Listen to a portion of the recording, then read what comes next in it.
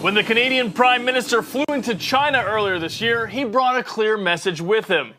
We have abundant supplies of virtually every form of energy, and we want to sell our energy to people who want to buy our energy. It's that simple. But as they say, be careful what you wish for. State-controlled CNOOC seems to have taken that as an open invitation, bidding $15 billion for Calgary-based Nexen. At a generous 61% premium to its pre-deal value, for Nexen shareholders at least, it's an offer they can't refuse. And with global equity and commodity prices weak, the timing was right for CNOOC to pounce. According to Atlanta's chairwoman Yang Liu, who holds the stock in her $3.1 billion fund. I think CNOOC wanted to expanding good reserves for very, very long time. They have to do it because they are under pressure, internally and externally. Now Ottawa, after playing traveling salesman for the country's oil, must instead decide whether to sell off the oil companies themselves.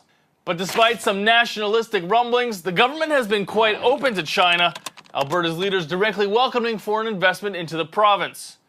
If approved, this takeover tops the list of recent Chinese oil investments in Canada, including a $4.6 billion buy into Syncrude. That's not to say Canada always rolls out the red carpet.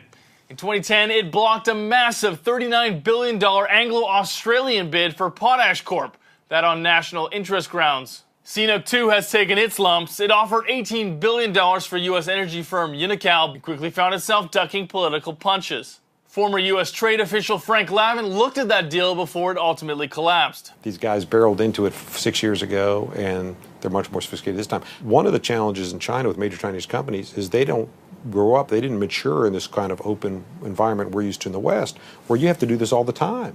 You have to do this in a domestic setting. If a company is expanding or trimming or doing something, you better talk to the community, talk to your employees, make sure people are on board and understand what's going on. But in the Chinese system, you never had to do that. So it was new territory for them.